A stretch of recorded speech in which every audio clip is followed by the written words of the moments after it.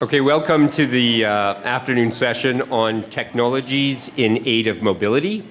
My name is Steve Robinovitch, and I'll be chairing both this session and the next session, which I invite you to attend. So the first set of speakers we have are Ben Mortenson and Emma Smith from the Department of Occupational Therapy at UBC. Ben is an assistant professor in that department, and Emma is a PhD student. And Jaimie Borisoff, who is Canada Research Chair in Rehabilitation Engineering at BCIT. So we'll have the three of those speakers talk first, and then we are pleased to also have Mark Blandford, Deputy Seniors Advocate for the province of BC, who will be presenting. And hopefully at the end of the presentations, we will have plenty of time for questions and answers. I ask you to please hold your questions until the end of all four speakers. So thanks very much. Okay, so thanks so much for coming. It's great to see so many people out there.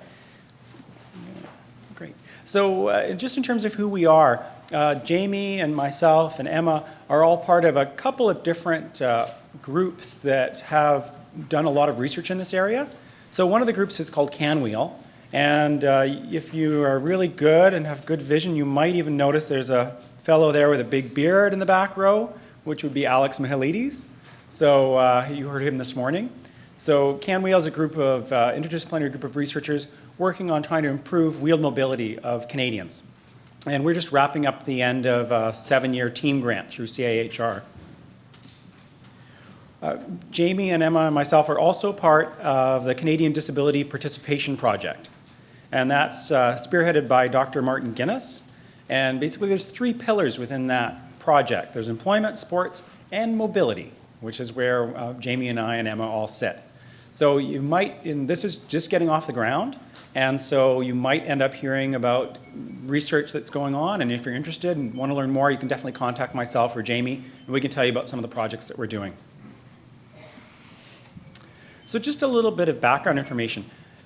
I'm not sure people are aware, but many, many people around the world use wheelchairs. It's estimated about 65 million.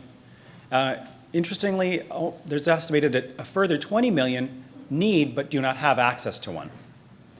It's been estimated by Emma, actually, in a recent study, that there's 200,000 Canadians who require a wheeled mobility device.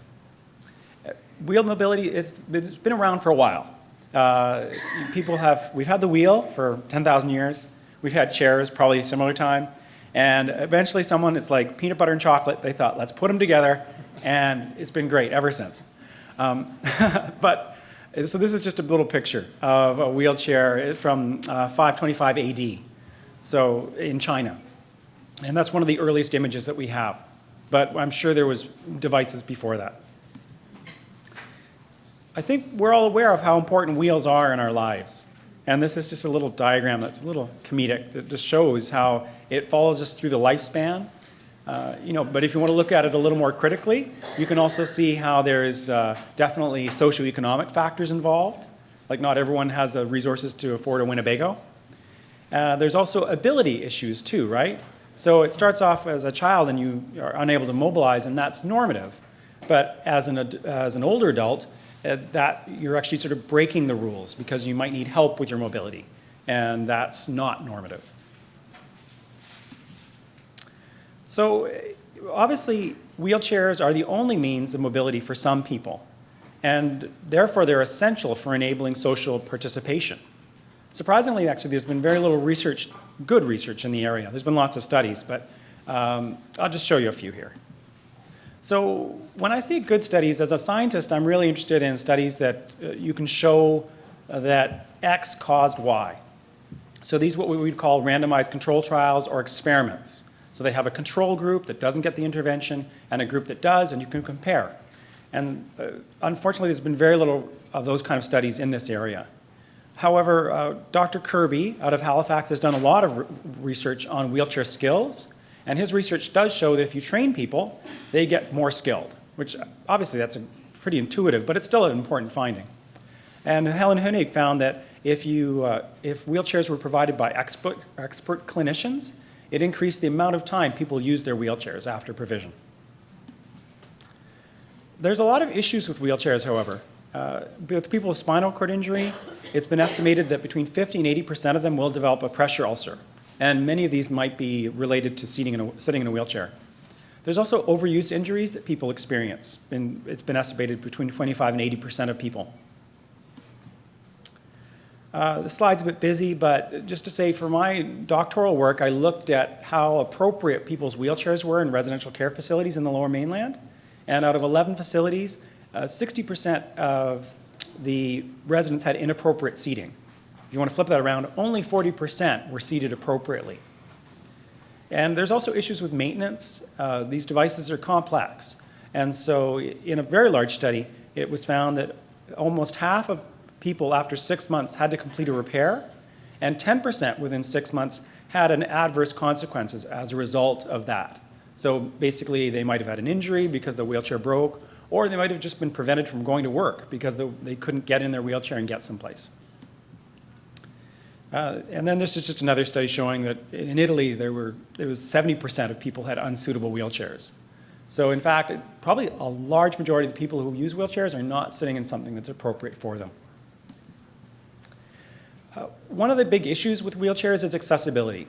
So we tend to have made the world quite well for people who walk, but we have tended not to make the world very well for people who wheel. I don't know if anyone can recognize this picture down below. Does anyone have any ideas where that is? This was taken about 2 years ago just outside of Harbor Center. So it's just down towards the Rogue. And you'll notice there's a lovely little curb there. So when the little white man comes on and says walk, it's serious, because that's the only way to get across the street. Now, that said, the thing about the environment is you can change it.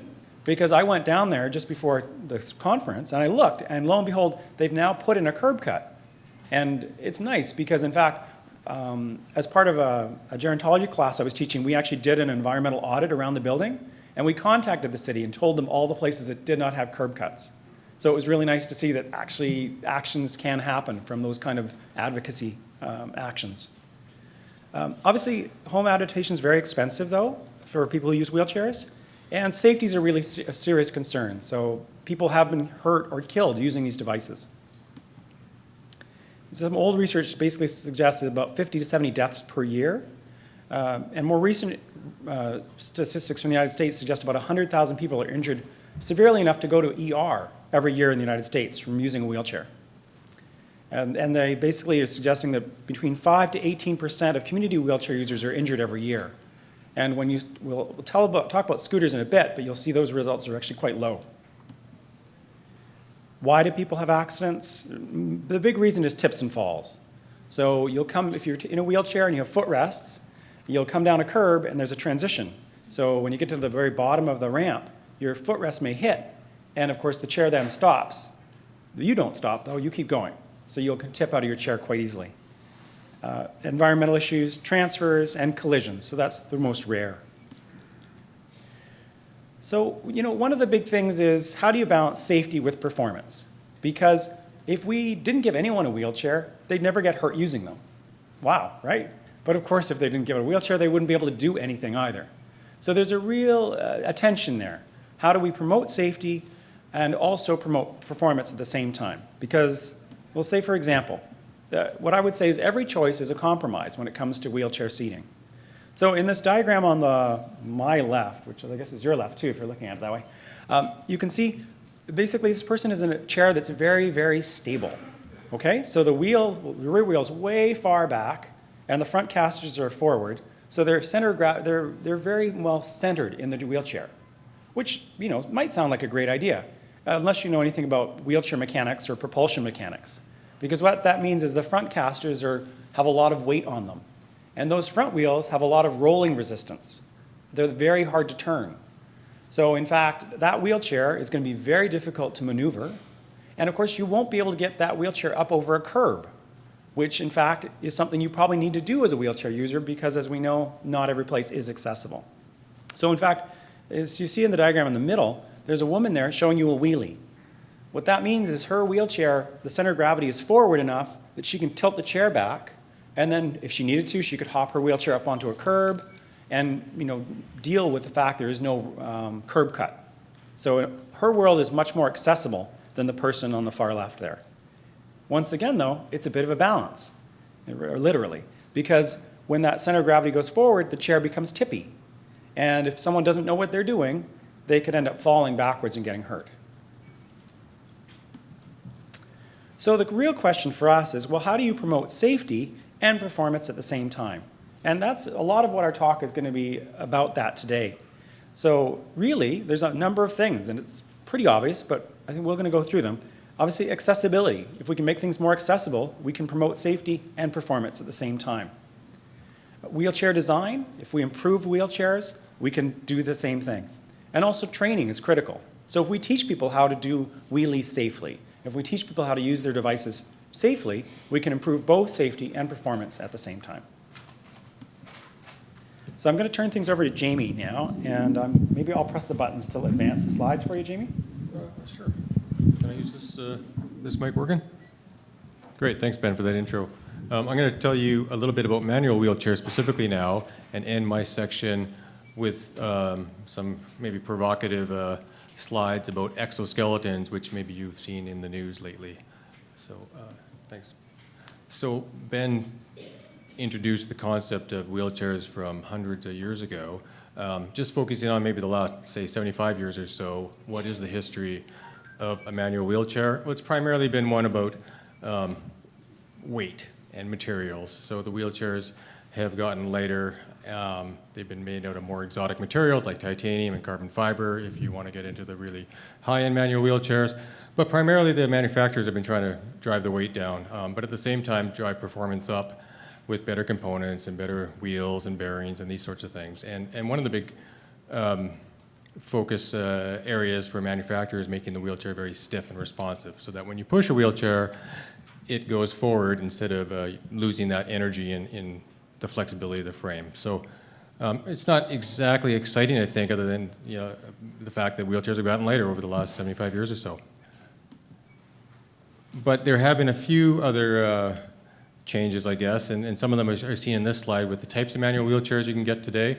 The one on the top left there, that's just a transport chair. Maybe you would see that at an airport when someone wants to get from the gate to the baggage claim, for instance. Someone would push you with assistance.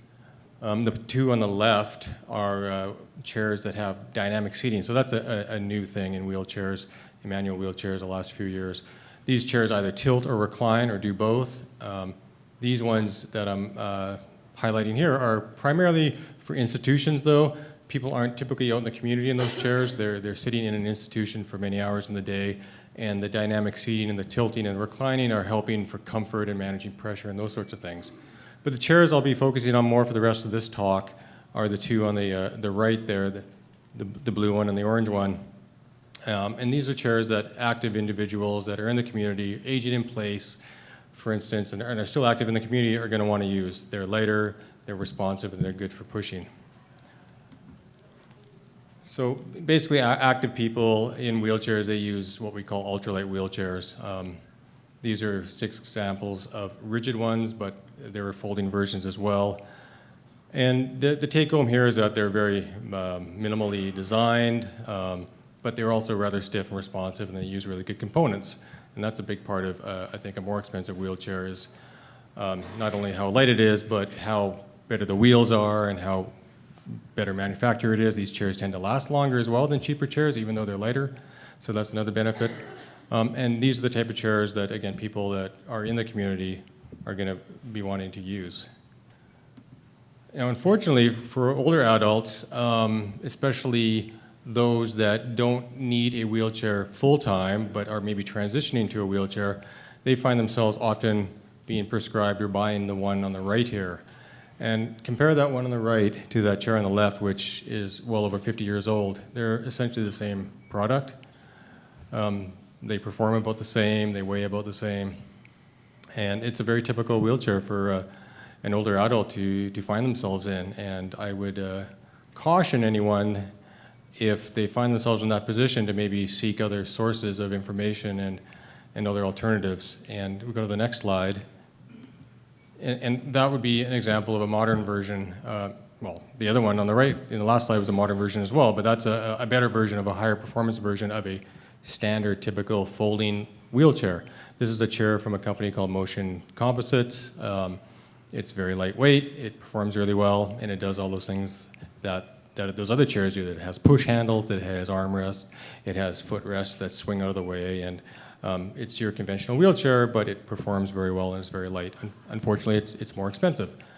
But this is something else to think about that, from my understanding, I'm not a therapist, but this is what I hear, is that as older adults transition into wheelchairs, they're not using them full time, and they're not necessarily thinking about the next few months or the next few years when they may need that wheelchair more often. And so they find themselves spending very little money and getting a very poor wheelchair, poor performing wheelchair, that's going to then start to limit their mobility and limit their access to the community. And then these things can dovetail and you find yourself deteriorating further. So it's something where you want to think perhaps about getting a little bit better product at the beginning to help transition into a wheelchair. So going back a little more generally now, what are some of the concerns we think about with manual wheelchairs? Well, I talked about pushing and moving in it. That's certainly a big one, getting from A to B. Another one is transfers, and with older adults, that sometimes entails sit to stand. So if you can imagine a scenario where someone's transitioning into needing a wheelchair, they have perhaps obviously weakness in their legs, and that can also impact the ability to sit to stand. So getting in and out of a wheelchair can be very problematic for someone. The other things you want to think about with the wheelchair is how are you going to use it in the community? How are you going to use it in your home and performing things what we call activities of daily living, whether you're cooking, going to the grocery store, these sorts of things. And of course, Ben mentioned safety. That's always a concern, and comfort and stability are concerns as well. So how does one move in a manual wheelchair? Top left, we all have seen that before. That's just someone being pushed in a wheelchair. I'm a little more concerned about the other two pictures when someone's trying to be independent in a wheelchair. And with older adults, the one in the middle, it becomes quite a common scenario where you actually can use your legs to propel. We call it foot propelling. So you would have footrests that either aren't there or that move out of the way quite easily. So you can use your feet to propel. And then, of course, the woman on the right is just conventionally pushing a wheelchair. But if we go to the next slide, no matter if you're young or old, athletic or not, pushing a wheelchair can be problematic. Certainly going up hills can be quite a burden when you think about the power you have in your arms compared to your legs. So there are products on the market that you might be interested in, and we call them power add-ons or accessories that are essentially electric motors, batteries that you can add to your manual wheelchair to turn it into a kind of a hybrid wheelchair, a part manual, part power wheelchair. There's two main categories. The one on the left is a schematic of a chair called, or a product called the Smart Drive. Ben, you go to the next slide there? Sure. And there's a picture of that being used in the community. So that's a device that just clips onto the back of a chair. You can do it yourself. And it provides a push from behind to your wheelchair. If you go to the next slide, this would be a more conventional scenario, or at least a more common product. These are power wheels. These are wheels with motors that are embedded in the hubs. They can be controlled in a couple different ways. The one on the left is a man using a joystick. So it turns a manual wheelchair into a hybrid power wheelchair.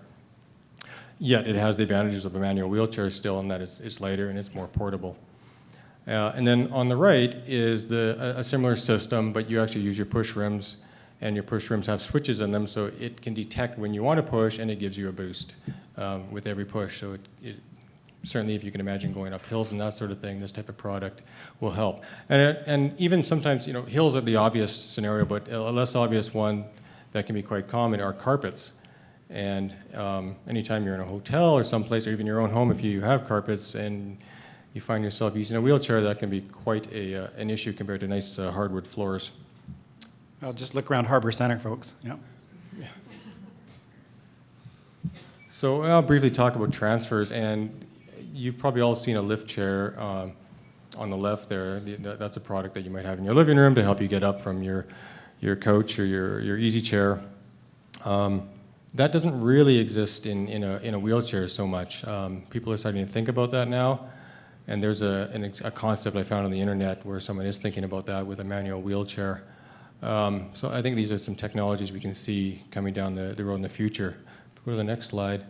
Another problem with sit-to-stand from a wheelchair is that the footrest often is in the way, and it can be quite difficult to lean down and move your footrest out of the way. So this is an engineer in my lab a few years ago. He came up with a device that he called a footrest retractor, and it's a lever that you attach to your chair, and it will move your footrest out of the way, but at the same time, and probably more importantly, it gets the person into a position for a biomechanically favorable position for sit-to-stand. So it gives them a couple handles to push off of, and it gets his center of gravity over his feet so he can do a better sit-to-stand. Now, that's not a product, it's just a prototype, but it's again something that we're thinking about.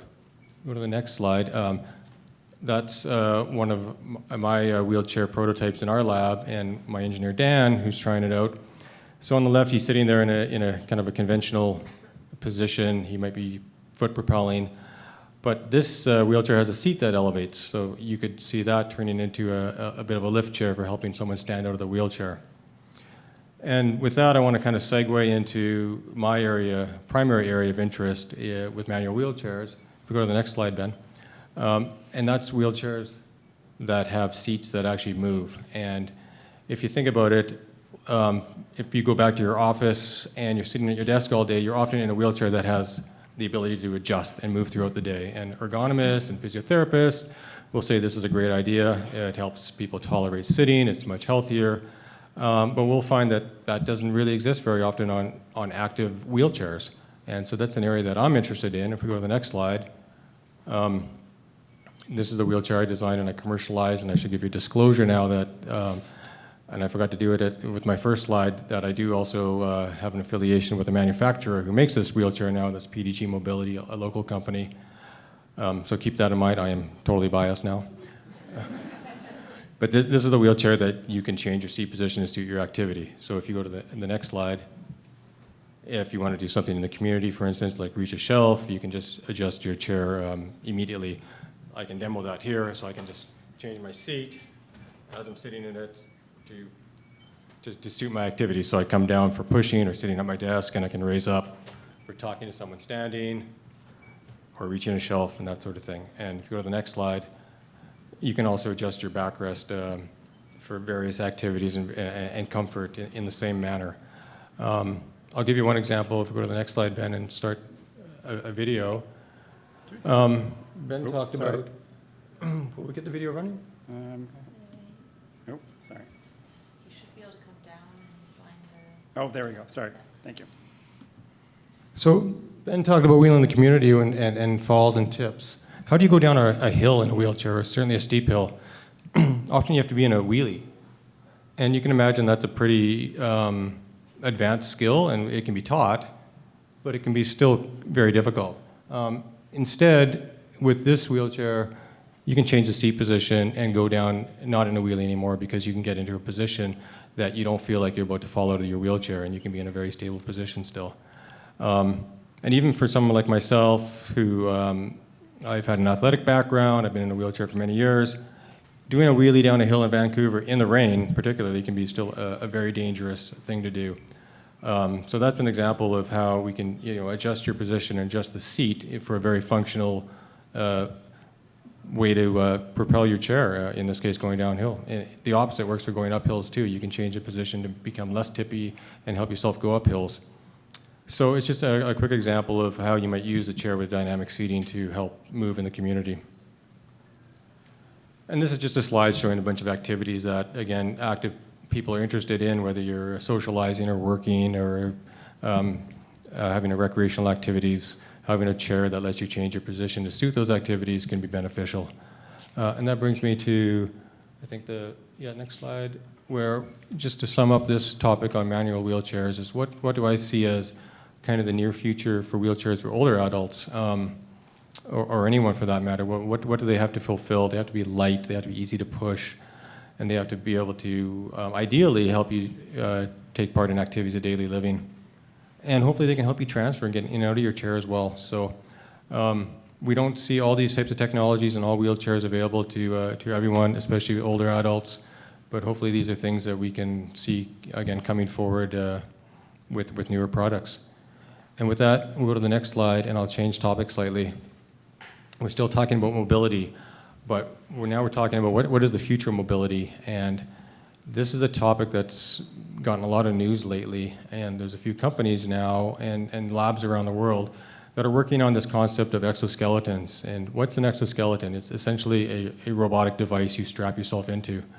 It has motors and batteries, and it can essentially stand you up and take you through a walking pattern. The individual often still has to balance themselves if they are fully paralyzed, for instance, but the exoskeleton has the power to take you through a walking cycle. It's interesting. Again, these are fairly new technologies, and they have a long way to go yet before you're going to see them as products. But they also have a lot of drawbacks, and they probably will for the foreseeable future. And the big one is they're very slow.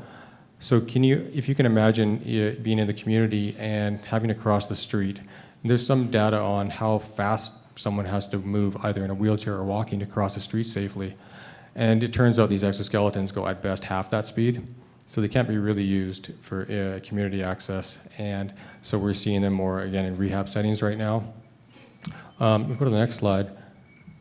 There are some other products that are similar to it that people are thinking about for older adults. And a lot of this work is coming out of Japan that has very much an aging population and a lot of concern, I think, for their citizens. And they got a huge interest in robotics, I believe. And here's an example of an exoskeleton that just moves the hip joint that gives someone a little bit of added power to help them through the gait cycle. If we go to the next slide, here's another concept. Again, these aren't products yet. These are just concepts and prototypes. And here's one that you can imagine would really help someone, say, squat down. Maybe they're going to work in the garden. Maybe it's going to help them go up and down stairs and help them walk as well, and just give them the added power that they can kind of hop onto this device whenever they wanted to. So again, just an example of some of the technologies that people are thinking about as technology evolves. And then finally, I'll end with my last slide about what we think in our lab about exoskeletons. And you can ignore that background. It's a little messy there. It's a Macintosh versus PC problem, I believe. And we're working with a company now that and taking their exoskeleton and merging it or integrating it with a wheeled base, and in effect turning it into a wheelchair. So this could be a device that you could hop into and use it like a wheelchair throughout your day. And because as Ben showed that slide earlier, the wheels are a great way to get around, whether it's a bike or a car or a bus. You can't beat it for getting from A to B. And then thinking about my elevation wheelchair and dynamic seating, you could also use that exoskeleton to change your position while you're in the wheelchair to do activities like on the left there. And then perhaps stand up, detach from the wheels, and go for your walk for either therapeutic benefits or just psychological benefits or just out of interest sake. So again, it's just a concept and just an example of where we think technology might be going. And with that, I'm going to turn it, I think, back to Ben for some talk on scooters. Yeah. Okay, so thanks very much, Jaimie. So I'm just going to tell you a little bit about some research I've done looking at the evidence around scooter use. So I guess just a quick question. How do you think scooters are generally portrayed in the media? Any thoughts out there? When you think about the most recent reports? A nuisance, so that's good. Yeah.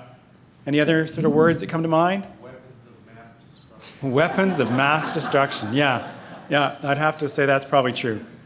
So there's a lot, it's really interesting when you think about how the media portrays things. So I think there's a lot of really negative things about scooters in the media.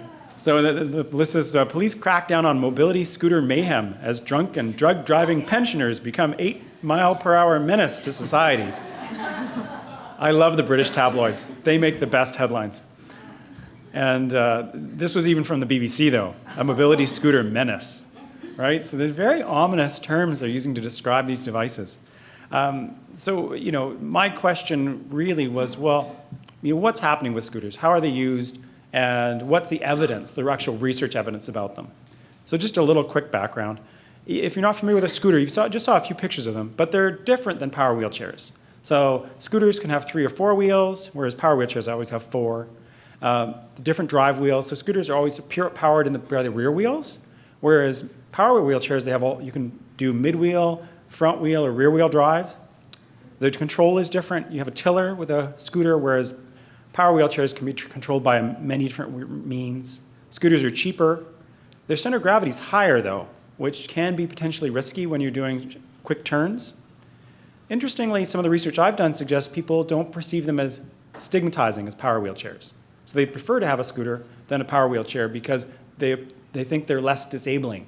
So it's interesting how that term comes up. And then just in terms of the seating, you'll see with power wheelchairs, people can have very advanced seating, but with scooters, people tend to sit in what looks to be like a captain's chair from a boat. In terms of the prevalence, it's estimated about there's 60,000 scooter users in 2006. Interesting, but in the United States, it was 142,000 in 1998. And yet, in Australia, basically there were 232,000 scooter users a few years ago. In other words, 13 out of every 1,000 adults owned a scooter. So it's really interesting. Why is that? It might be that our stats are old and a little wonky, but it also has to do with funding as well. Because in Canada, almost an equal number of people say they need a scooter but don't have one. So that suggests there's real problems with how these devices are funded. So given the issues with the media portrayal of scooters as such a dangerous device, and empirical, some of the other interesting facets about scooters, I did a scoping review to look at the research evidence on scooters. So basically, we looked at a lot of databases and looked at a lot of articles, and then reviewed them to find the articles about scooters that were published in peer-reviewed journals. This just tells you, we looked at almost 800 studies, and eventually we came up with 31 that we included in the review. Most of them were descriptive studies, so they were surveys. There were some accident reports, a few studies about prescription services, delivery. 3 studies were qualitative in nature, so asking people about their experiences. A couple looked at environmental issues. There were 3 on scooter training and 3 on interventions, so what was it like pre versus post provision. So just in terms of some of the results, the accident rates were high. So remember I showed you before about 15 to, well, was it about 5 to 18% of people using manual wheelchairs were supposed to be injured? The rates here were like 1.5 accidents per person per year at the low end, and 15 per person per year at the high end. So I worry about that last stat just because of the way the question was asked. So I think that's probably way high. But the other one, does beg the question, is it a little more dangerous? There were only RCT in the area. It was interesting. So you might think there's a real concern with giving people power wheelchairs because you think, oh, we're going to give them a power wheelchair and they're going to become deconditioned. It's a big fear. People are really worried about that. And yet this randomized control trial found that when they gave these scooters to people with arthritis, that it actually did not cause deconditioning. So maybe that is a bit of a red herring, to be honest. Interesting, you think, well, these things are expensive. Should the government be funding them? All these kind of things. Well, this isn't an RCT, so my causality piece is suspect here. But this was a pre-post study, so they gave people scooters and then followed up after a year to find out what happened in terms of costs.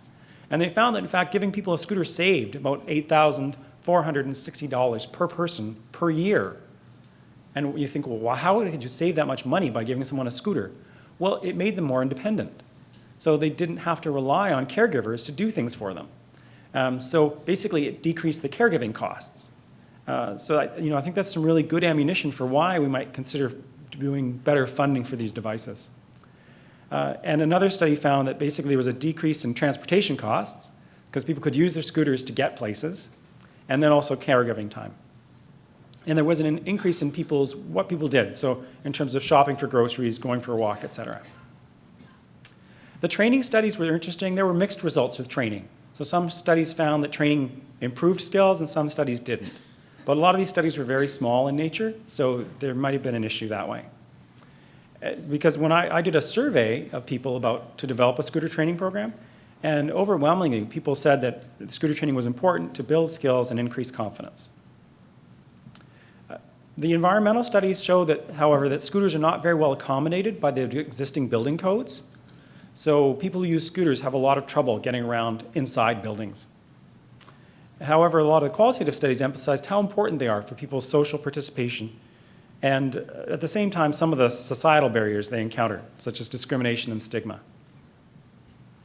So just a quick summary here because I want to make sure we have time for questions at the end.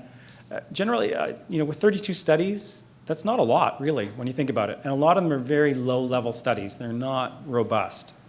However, you look at the stats and they do appear to be increasing. So between 2000 and 2007, there were 7, but there were almost triple that between 2008 and 2015.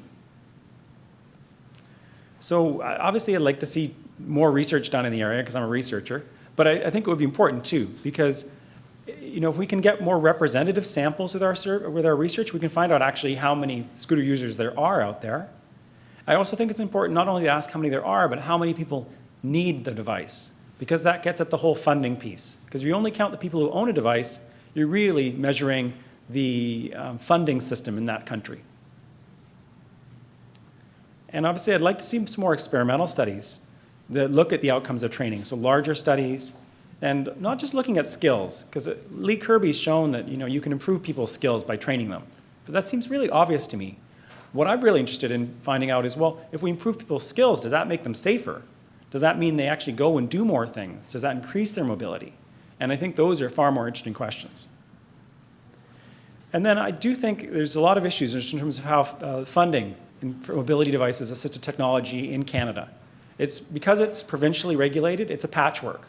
And in Ontario, they provide 80% funding for certain devices for certain people, whereas in BC, we have no funding, except if you have a disability and you're under the age of 65, because after the age of 65, you don't have a disability anymore. I guess you're just old. Yeah, I know. It's crazy. So we have terrible funding in British Columbia for these devices. So you have to rely on Blue Cross or Red Cross or charity to get a hold of some of these equipment, especially if you aren't wealthy enough to afford them yourselves. So currently, just to let you know, I'm doing a bunch of studies with scooters. So we're doing a psychometric study looking at basically the measures so that we can make sure they're reliable and valid for intervention studies down the road. So we're still looking for one more participant for that study.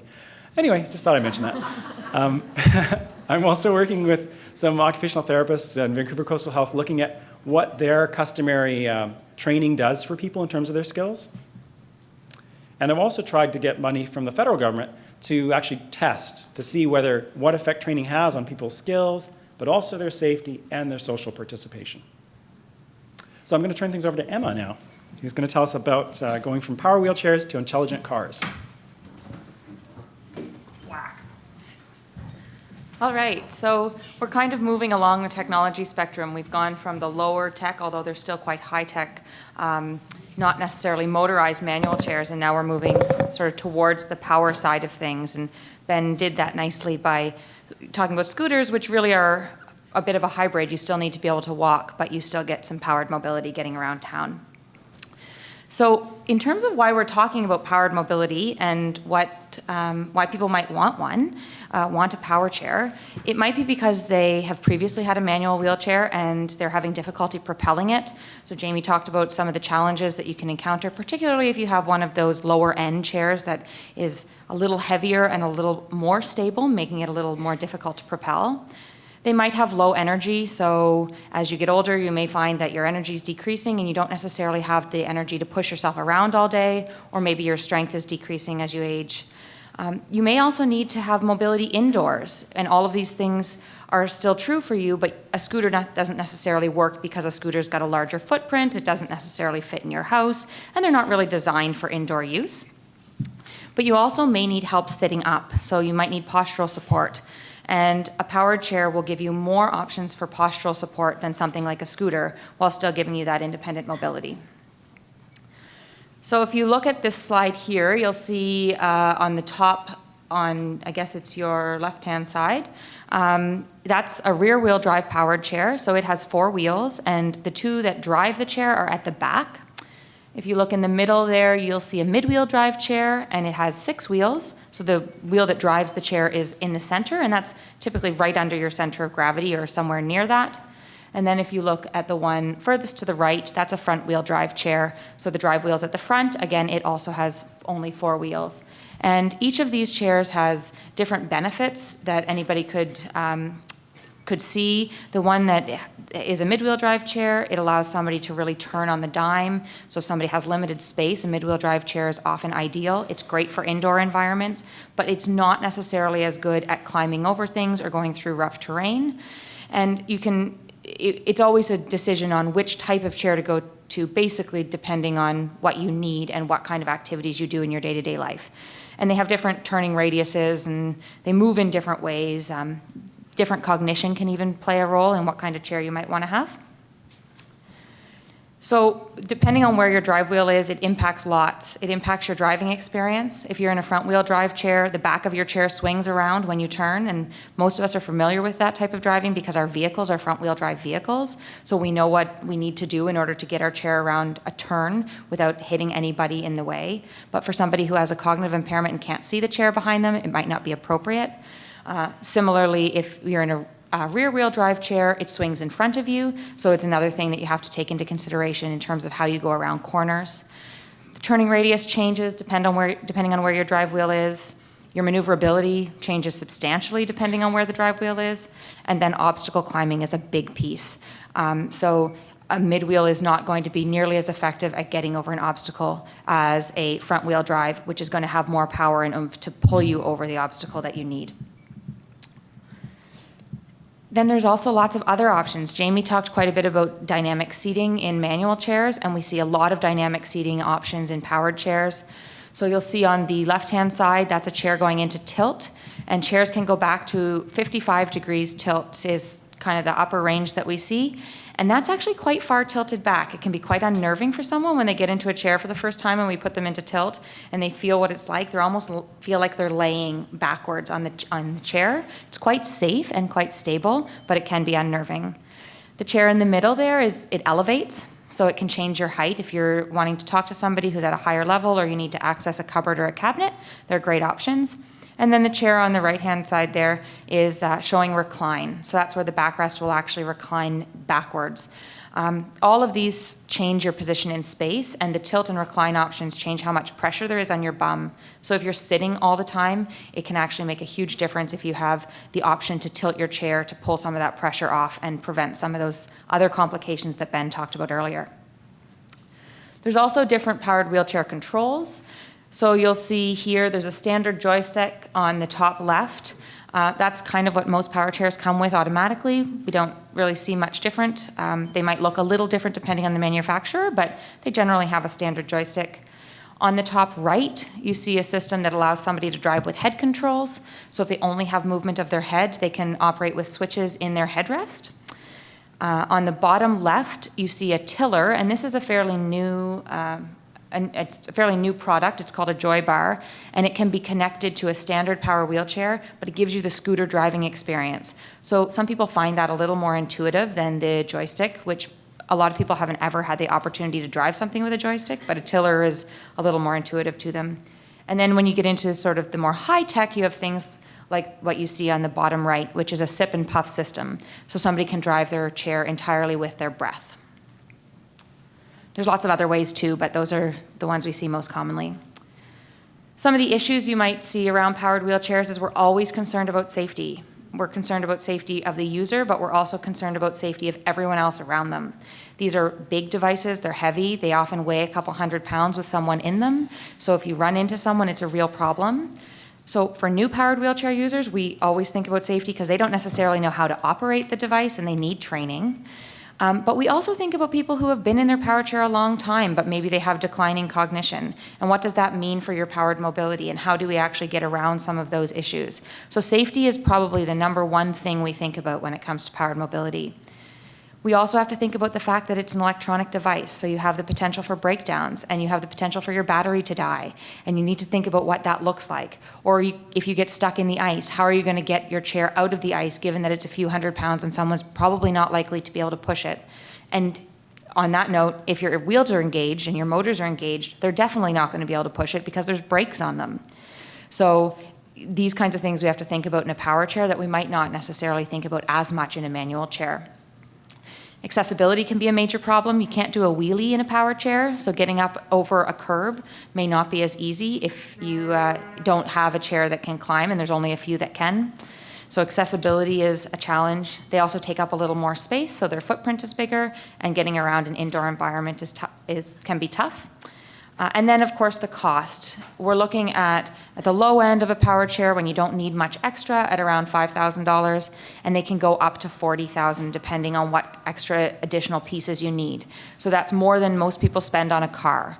So it's just something to keep in mind. Access to power chairs, particularly chairs that people have everything they need and all the switches and the seating components they need, they typically range in the $16,000 to $20,000 range. So they're expensive. So we are seeing some advances in powered mobility as we go along, and we do see incremental changes every year, but we often don't see some of the bigger wholesale shifts. On the upper left-hand side there, I know Jaimie mentioned some interesting research that's going on in Japan, and this is a chair that also comes out of Japan. It's a powered chair that's designed not necessarily to look like a power chair.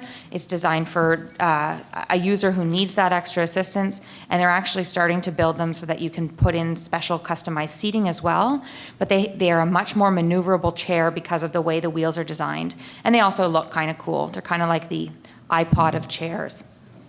On the right-hand side there, you see a standing chair. So we do have chairs that will go into a standing position, and they have supports in place so that you don't fall out of the chair when you're standing.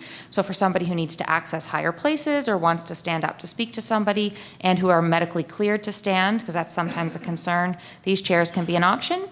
And some of these chairs will actually help you sit to stand, and the foot plates will lower all the way to the floor so that your foot plate is actually supported by the floor. So there's options on the market right now that offer that.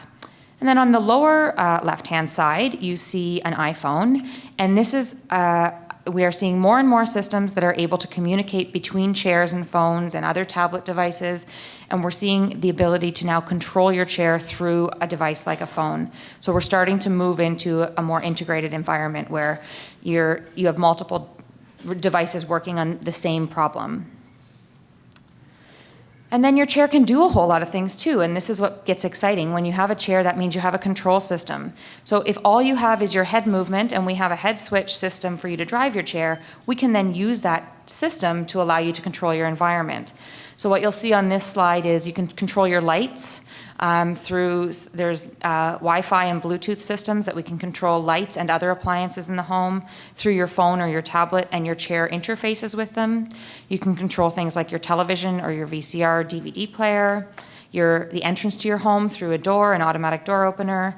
We can even control thermostats from your chair now through your cell phone. So we're getting further and further along in terms of what you can actually do with your chair and using your chair controls.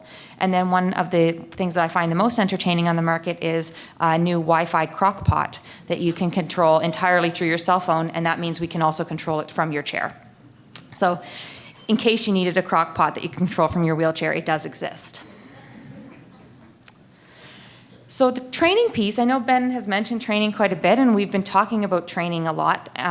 We think it's really important, and the Wheelchair Skills Program, which is Lee Kirby's program out of Halifax, does have a power wheelchair skills training program. For my doctoral research, I'm actually working on a different training program, primarily for people who have cognitive impairments and that early stage dementia where in the past we might not have given them a chair because we didn't think that they were able to learn. But now we're saying that with robotics and with some tools that we've got, that we might be able to provide a different learning experience than we've been able to provide in the past. So my research is looking at the use of a remote control system that will allow a therapist to have a bit more control over the wheelchair in the training process in order to give them a better training experience, and hopefully we'll see that people are able to learn in a more effective way, and that we might be able to give mobility to some people that weren't necessarily able to have it in the past. So there's also a lot of powered wheelchair research going on. CanWheel, which Ben spoke about, was primarily around powered mobility and powered research. So it's been 7 years of investigation and learning about powered mobility. And if anybody's interested in what we actually did in CanWheel, you can go to the CanWheel website. You'll find it quite easily if you just Google CanWheel. And there's descriptions of all of the studies that we did there. one of the things that's coming out of the can wheel work is around intelligent powered wheelchairs. So we're working on developing intelligent powered wheelchairs that are actually going to be able to sense the environment and give you some degree of assistance. So it might not be that they give you full assistance, but maybe they'll give you partial. It'll avoid an obstacle when you get into trouble, or it'll prevent you from hitting somebody. Or maybe it will actually give you that full assistance. You'll tell it you want to go to the dining room and it'll just take you there. So we're working on that development, but we're not quite there yet. We're not quite on the market for those kinds of things. And that takes us to things like automatic parking and obstacle avoidance. We're seeing it in other technologies. We're seeing it in vehicles. So we're starting to see the technologies beginning to merge in a way where the technologies are going to be doing similar things. And lots of you have seen in the media, we're seeing intelligent cars are actually hitting the road. So Google has an intelligent car that's been doing road testing. And basically what it means is that it's got all these sensors all over it, and it's able to detect what's going on in the environment and respond appropriately. So we are moving very far into this direction. So I'm going to hand the floor over, and we'll take questions at the end. Can you exit and get Mike's? Yes, I can.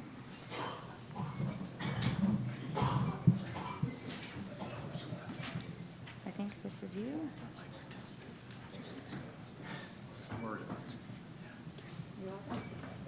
Thanks, Emma. So now I guess, as Monty Python would say, for something entirely different. As you can see, my name's Mark Blandford. I'm with the Office of the Seniors Advocate. As an OT who worked maybe 15 years ago now with all sorts of this stuff in its very early infancy, I'm fascinated. I'd rather listen to them talk than me. But I guess I'm here, so we'll do some of my stuff. I'm just going to whiz through. There's 12 slides here, but I'll maybe just speak to 2 or 3 of them. I guess one of the reasons I think Gloria put me on this panel was really to have the Office of the Seniors Advocate comment on some of the things that have been said. Unfortunately, you have the deputy advocate. In England, we call that the oily rag versus the engineer. The engineer is currently in Ontario on a family business. So you don't get the engineer, you get the oily rag. We'll see what you get from me. This is the engineer. This is the seniors advocate, your seniors advocate. And I thought before I went into some of the technical stuff, for those of you who don't understand or know what the Seniors Advocate Office is, probably our colleagues from the United States don't, and maybe some other seniors in the room don't realize that you have a Seniors Advocate. The Seniors Advocate is established under the Seniors Advocate Act of 2013. She is appointed by the Minister of State for Seniors, currently the Right Honourable Terry Lake. Tomorrow you'll have the Parliamentary Secretary, MLA Plecas, in the room. He'll be probably talking a little bit about this, I'm sure. But just so you know, the legislation that's enacted, this is just one slide that speaks to it, gives her the power under the legislation to monitor, analyse, recommend, inform and report on these 5 domains of seniors service, if you like. So the big one, of course, is healthcare. Second one is personal support. Really, that's yet to be defined in regulation, but it is about kind of things that in our business, we talk about IADLs, instrumental activities of daily living, the kind of things that keep people independent but are not medical or healthcare delivered. So shopping, grocery collection, transportation to medical appointments and so on. So those are contemplated in the Act, and that's certainly the second element. The third big one, we heard a lot from CMHC this morning, housing. We'll be issuing a report probably 2 blocks from here next week. Our 4th report on seniors housing, and a fair bit of, hopefully, some recommendations in there that will be of interest to people in this room. Transportation is the 4th area. I won't go into it in a lot of detail, but depending on where you live in this province, transportation is a big issue. Here on the Lower Mainland, it's handy dart availability, handy dart scheduling. If you live in Williams Lake, it's more about how can I get to a physician appointment at a reasonable cost in Vancouver. So lots of issues around transportation. And finally, income support. I've heard a lot from our colleagues in the past couple of minutes about the fact that medical equipment, in particular wheelchairs, are not funded by the government at this point in time. 100 years ago, a couple of OTs and I wrote a proposal that we submitted for an ADP type program that they have in Ontario. Still have that, and now I'm in this office. I'm going to be pulling it out sometime soon. But the advocate hasn't gone to look at that yet. It's certainly on our list. But income supports the kind of things that help seniors get the kind of equipment they need, stay in the kind of homes they want to stay in, live the kind of lives that they want to aspire to. Income support is contemplated in the Act as one of her areas. So we're monitoring lots of these areas. Certainly, we've got some work underway there. We're making some recommendations. We've had 3 reports. I'm going to speak about a couple of them in a second. And our duty under the Act is to make those reports to the Minister of State for Seniors, currently the Minister of Health. And we've done that on 4 occasions now. So that's a little promo on the office. If you didn't know who we were, it's news to you. If not, you just had a little break for 5 minutes. Let's see. Oh, that's going to work. So I'm not going to go on too much about this because I'm going to go into some of the data we got from the 3rd report there, Placement, Drugs and Therapy. The journey begins, straightforward report that really mapped out what we were going to do in the next 2 years, bridging the gaps. Our colleagues from CMHC mentioned that this morning. It's a data-laden report that talks about profile and issues facing seniors in the province. But the one that's really interesting, maybe most relevant, is Placement, Drugs and Therapy. My most recent job was managing community care teams on the island. I've also managed residential care facilities. And one of the things that we examined in that report was the lack of rehab supports in residential care, where 50% of people use wheelchairs. And so the kind of information that we were hearing about a short while ago leads us to conclude, I think, that we need experts in residential care facilities to, A, have the right wheelchairs fitted to people so that they can use and be more independent, but secondly, so that we can actually make sure that those people who could benefit do benefit.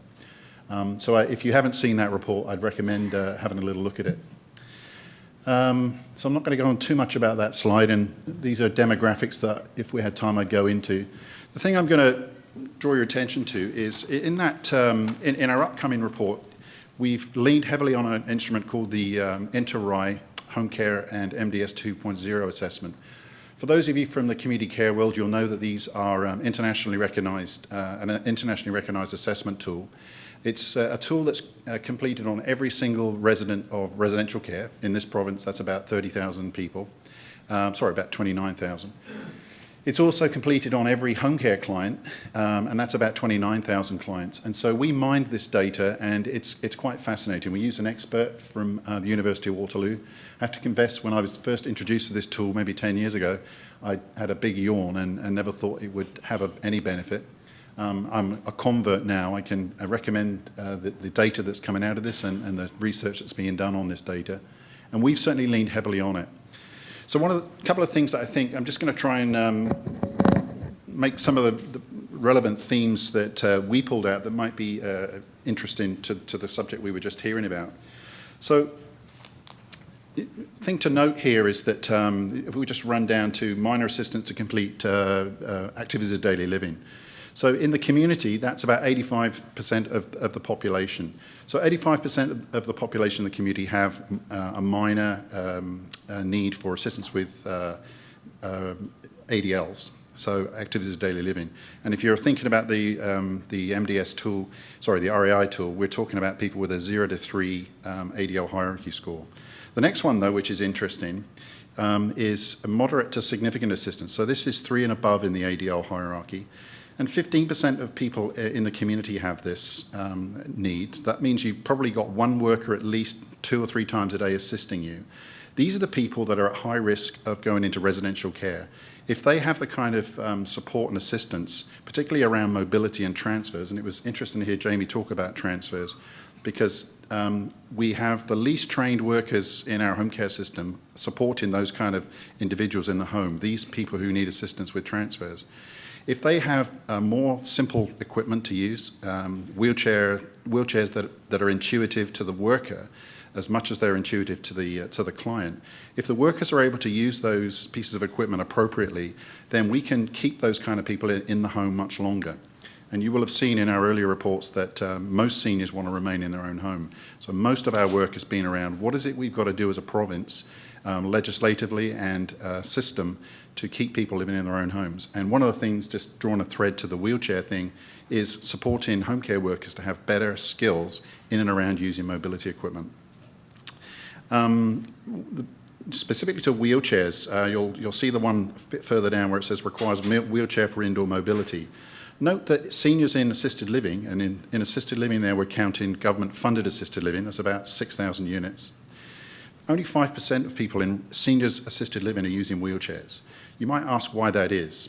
Well, if I had time to go into all this data, the picture basically is that in assisted living, we don't keep people with high degrees of physical frailty for very long. We tend to move them to residential care quite quickly. And that was the point that we were making in our earlier report. So again, I think one of the points that was made earlier is that wheelchair sizes have changed. Building codes don't accommodate some of the wheelchairs that we need. We would like to see, as Seniors Advocate Office, more people remaining in assisted living, and one of the things that would assist that would be easier use and better use of wheelchairs in assisted living. So we're quite struck by that, and we're doing some more work on it as we speak. Interestingly, that seniors in residential care is only half of them are actually using a wheelchair. Again, if you look at our earlier reports, you'll see that we're concerned about the number of people in res care that don't actually need to be there. So there's lots to be said about that data, and I would encourage you to look at our report that comes out next week, because all of this stuff's going to be in there. I'm going to skip through that slide.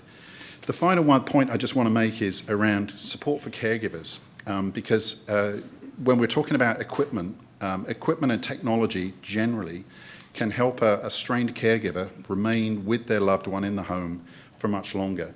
And as you can see, this data again comes from the RAI, and we're talking about 97% of the clients surveyed in that 30,000 sample actually have a supporting caregiver, but only about half of them reside with the individual. So the kind of technologies that we were talking about this morning, remote technologies to support these people who are living alone to be supported by a non-co-residing caregiver, is of a great interest to the Seniors Advocate, because we believe those kind of technologies can leverage the ability of a caregiver to remain in contact with that individual for much longer. And I think the comment was made this morning that we want to change the relationship from caregiver to care recipient to caregiver and loved one. Sorry, a care recipient and loved one. So the conversation is not about the care that you get, but it's more about the relationship. So I think without rushing through that too much, I think that we're very keen to see technology support caregivers support the client, as it were, for longer. And I think I'm almost done. But I think if I can just pick a couple of themes out of this. We're talking about equipment, leveraging our community care teams, I think, needs a lot of work by all, and that comes down to whether technology is simple enough to be used. And just one story, in one of my most recent positions, I had a responsibility for a team called Home First. And the team were trying to keep 2 or 3 people in an assisted living facility with mild dementia and physical care needs. They were trying to keep them in that building with one worker. 3 workers delivering care for 3 days was too much for us to afford. All 3 of them would have gone to residential care. So we came up with a fancy system. It was an off-the-shelf system, a call bell system with lots of infrared reporting kind of technology. The key, though, was a cell phone. When the infrared sensors were triggered by a movement in the room, a text was sent to the worker.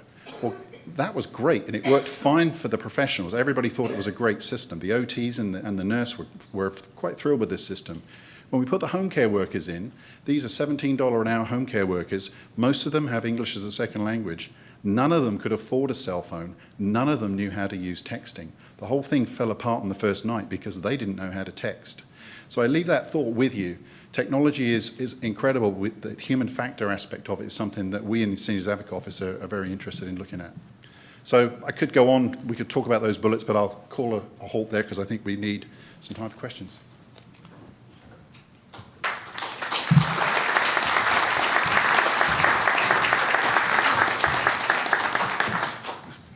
Thanks to each of the speakers for some very interesting talks.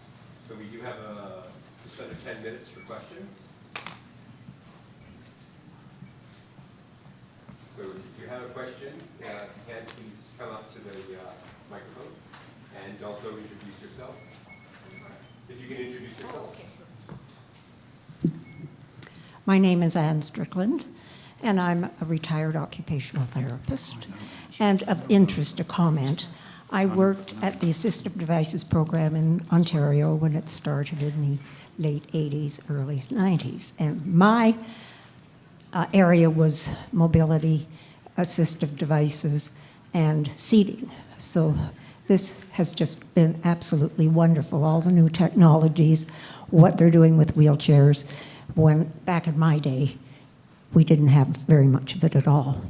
My question is, the power wheels for wheelchairs, how much extra weight would they add to the caregiver or the spouse who is transporting the person in their own personal car? And the other part of that is, are they removable? Yeah, I can speak to that. Yeah, we've just done a study looking at the different kinds of power add-ons. So those wheels that attach weigh about 25 kilograms. So that's about 50 pounds. So they're pretty heavy. They can come on and off though. So, and if you take them off, then they're half that. So they're 12 kilograms each. Okay. So, but there is sometimes an issue with transporting them. The other wheel, the thing that Jaimie showed you, the Smart Drive, weighs about 20 pounds. So it's a much lighter option. So it's the one that has the battery under the seat and it clicks on the back. And in fact, the new version, it has all integrated into one unit in the back. So the things are changing because those old wheels have been around for 10 years probably at least. So these new ones are just out in the last 2 or 3 years. I'll say one other thing too about the power wheels that Ben mentioned weigh 25 kilos, so 12 kilos a pair. One of the big companies, Alber Technologies out of Germany, they have a new one. It's not on the market in Canada yet. It's on the market in Europe. It'll be here soon. It's about half that weight now, so they're about 6 kilos a wheel. Okay. So that's a substantial difference now, and they are relatively easy to take on and off. So when we think about transporting a manual wheelchair, you think about the weight of the heaviest component, and these you can break down into parts. You can take each wheel off, and if they're 6 kilos each, it's going to be a little more manageable, I think. My supplementary to your comment is, could the caregiver, i.e. the spouse, who has arthritic hands, be able to get it off easily? Yeah, well, I mean, that's one of the issues with all assistive devices. Yeah. I was doing a study where we were giving people assistive technology, and this caregiver had some chronic pain. And so we gave her mom the lightest walker we could find on the market, and she was still not able to get it into the trunk independently. So Yeah. sometimes, Okay. the best efforts are not good enough. Yeah, I'm just thinking of levers and stuff like that. Thanks. Yeah. Well, there are devices that can help get things, load things into cars, so that the winches and devices of that nature too. Yeah.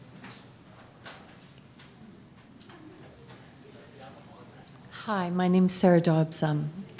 I advise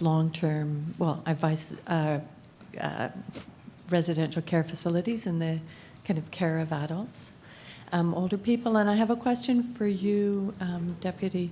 You had said that there were technologies to help people in care, but the people who were being hired were being paid $17 an hour.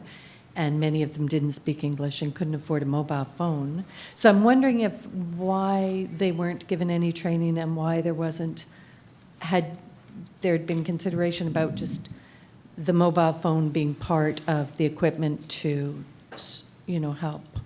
Sure, thanks. Well, the point of the story was that was in the community. So Okay. community care staff are slightly different to residential care staff. But the point of the story was that we were all abuzz about the technology, and we all had lights in our eyes. I, as the funding person, was pretty thrilled that I was going to care for 3 people in their own home for a third the cost, and the fact that I wasn't going to have difficult conversations with families around, you need to go to residential care because we can't afford to keep you here. But nobody at the front line checked the minor detail of checking to see whether the people who were going to be there at 1 a.m. could use the technology. So it was a failure of training. Now, we corrected it very quickly, but it was a failure of training. But I guess the point I was trying to make, in the rushed kind of way I was making it, maybe I didn't do it very well, the point is that the technology is fantastic, but we need to think about the interface between the user and the point that was just made around caregivers needing not just physical assistance, but also cognitive assistance around making this stuff work. So it's key to us, particularly in the community, to make sure, because that worker is there on their own, unsupervised. They can't run down the hall to a supervisor and say, please help. They're there at 2 a.m. on their own. So that's my point. Is that, So you'd corrected that. So sorry, you hadn't said that. I think it was the rushed manner in which I was trying to get the point out, so my apologies. Thanks. Hi, my name is Gudrun Langhoff, and I don't work for anybody. I'm retired. But I work with the motley crew called COSCO, the Council of Seniors, BC. I think in our rush to adopt technology, we often forget that the low-tech stuff works really well from time to time, as long as people think about it in a good way, in a basic way, critical way. And when we're looking at technology and areas of interest, I just had the opportunity to check out hearing aids, simply because the people that I'm surrounded with are often in another bubble. They either don't remember that they don't hear very well, or they now aren't able to hear very well, and they're just not there with the conversation. So I looked at how much these devices cost. The one that a person wanted to sell me was $3,000. Unbelievable. And then I looked on the internet, and some outfit in China, I think, could sell me something that would work well for me for under $100. So I'm not saying that we should all go and get the cheap stuff because it might not work. I don't know. But it certainly seems to me that there is some that gap between the emerging technology and how expensive it is to getting it mass produced so that it's more reasonable for people. And in the meantime, I don't have a question for you other than how do I get a motor wheel on my trike. So I'm afraid that's the last question we have time for. If any of the panel members want to just have a brief comment related to that issue. I'll take it for a second. I think that's a really interesting comment. We see a lot of people that do go and look online for alternatives, and while for many things it works really well, in terms of mobility in particular, what we're always concerned with is the aspect of assessment and training, and making sure that that person has a proper assessment at the outset and that they get the device they need. So I've had experiences working clinically where I've had somebody who has actually done that and gone online and found a wheelchair for substantially cheaper, but unfortunately it wasn't what they needed, and it actually ended up costing more in the long run to retrofit the one that they had purchased than it would have cost at the outset. So just a consideration to keep in mind when thinking about what you might be able to get by heading onto Google. Yeah, and I've had a participant in one of our research projects who got a scooter for way less than they would have paid in Canada. But the problem was that having brought it back to Canada, there was no warranty anymore. So it basically broke down, and he would have had to send it back to the United States to get it fixed. And that, so it didn't work out for him in the long run. But potentially these things could be. Okay, so again, please join me in thanking the various